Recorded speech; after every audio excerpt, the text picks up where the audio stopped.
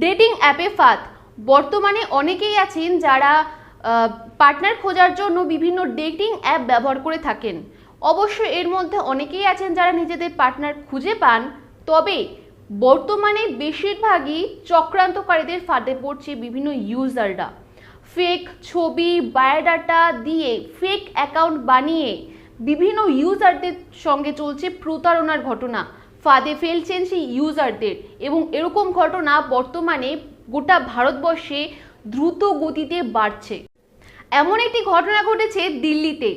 Dating অ্যাপে পরিচিত এক নারীর সঙ্গে দেখা করতে গিয়ে খাবারের বিল এসেছে 1,20,000 টাকা, এবং এক সিভিল সার্ভিস পরীক্ষার্থী এক তরুণীর সঙ্গে দেখা হয় ডেটিং অ্যাপে। এরপর তাদের দেখা করার প্ল্যান হয় একটি ক্যাফেতে।